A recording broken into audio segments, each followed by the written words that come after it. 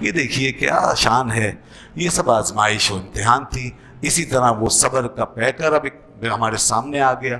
اللہ تعالیٰ اس طرح اپنے نبیوں کی مثالیں ہمارے سامنے بناتا ہے اور بنا بنا کے رکھ دیتا ہے. ایک بات آخری، اور وہ یہ، ان کو ایسی کوئی بیماری نہیں لگی تھی جو قصے کہانیوں میں مشہور ہوئی ہے، جو کہا جاتا ہے کہ ہم جسم میں کیڑے پڑ گئے تھے. نہیں، کیڑے نہیں پڑے تھے. یہ بہت مشہور ہے، یہ عام قصے واقعات میں مشہور ہے. اچھا، یہ لکھا بھی ہے، کچھ لوگوں نے لکھا ہے، میں بتا دوں، اور بڑا نام ہے جناب. جیسے ابن عساکر نے لکھا ہے، حافظ ابن عساکر بہت بڑے محدث ہیں، انہوں نے یہ واقعہ لکھا ہے، یہ اس کا ذکر کیا. اور حافظ ابن کثیر کو تو سب جانتے ہیں، انہوں نے بھی لکھا ہے. یہ اسرائیلیات سے انہوں نے نقل کیا ہے. یہ قرآن میں نہیں ہے، نہ کسی صحیح حدیث میں، حدیث میں ہے ہی نہیں، کسی حدیث میں نہیں. یہ اسرائیلیات سے جو ہمارے یہاں کچھ چیزیں آئی ہیں تو اس سے انہوں نے لیا ہے. اب وہ اس لیے لیا جاتا ہے اسرائیلیات سے کہ اگر وہ چیزیں مطلب یہ کہ دین شرع سے نہیں ٹکراتی ہیں تو ان کو نقل کر دیا جاتا ہے. ہاں، کچھ چیزیں ایسی ہوتی ہیں جس کا کوئی ہمیں لگتا ہے دین کے خلاف، تو پھر محققین اس کی باریکی میں جاتے ہیں، اس کو پھر نکال دیتے ہیں. یہ بھی ہوتا ہے. باقی اسرائیلیات سے لینا کوئی جرم نہیں ہے، کیونکہ ایک حدیث میں رسول پاک صلی اللہ علیہ وسلم فرمایا، حدثوا عن بنی اسرائیل، بنی اسرائیل سے رپورٹ کیا کرو وہ باتیں جو تم سے تمہارے دین کے خلاف نہیں ہیں. لے سکتے ہیں. قرآن نے، اللہ تعالیٰ نے فرمایا ہم نے بنی اسرائیل پہ یہ چیز فرض کی تھی، تو یہ اسرائیل ان کے لیے جو احکام تھے وہ اللہ نے یہاں بیان فرمائے نا، تو وہی ہم پہ نافذ کیے. تو یہ اس طرح بہت جو چیزیں سملر ہیں، اس میں کوئی مذائقہ نہیں، اور پھر اس میں کوئی چیز خلاف شرع نہ ہو.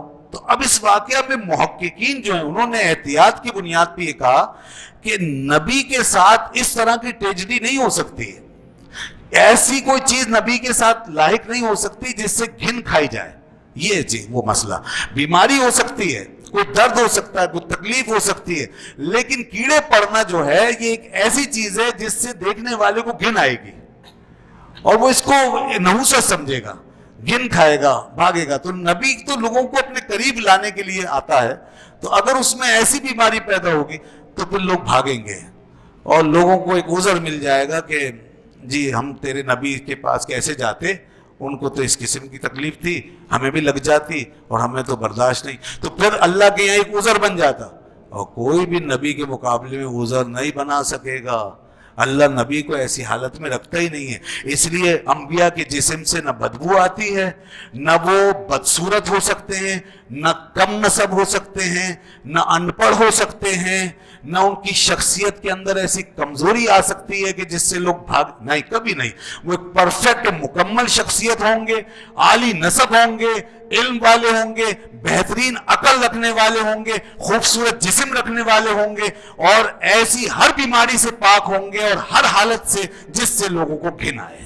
ان کے پسینے میں خوشبو ہوگی، ان کے پسینے میں خوشبو ہوگی، یہاں تک کہ اللہ تبارک و تعالیٰ وہ چیزیں جو ہمارے لیے ایک مجبوری ہوتی ہے، گھن کی چیزیں ہوتی ہیں، ان کو بھی اللہ تعالیٰ بتقاضا بشریت ان سے ایسے پورے کراتا ہے کہ کسی کی نظر نہ پڑے. مثال کے طور بول و براز، قضاء حاجت، یہ بھی اللہ تعالیٰ اس طرح پوری کراتا ہے کسی بھی کی نظر نہ پڑے، تاکہ نبی کی جو پرسنالٹی ہے وہ پوری محبوبیت کے ساتھ اور پسندیدگی کے ساتھ ہماری آنکھوں میں اتر سکے. اس کے بعد اگر کوئی دین کو ان کے قبول نہ کرے تو اب اللہ کے یہاں وہ جواب نہیں دے سکے گا، اب کوئی عذر نہیں. تو یہ وہ چیز، تو اس لیے ہم کہیں گے کہ یہ نہیں ہوا تھا، کیڑے وغیرہ پڑنے کا معاملہ نہیں تھا، کوئی اور بیماری تھی جو اللہ ہی جانتا ہے. حضرت ایوب علیہ السلام کے حوالے سے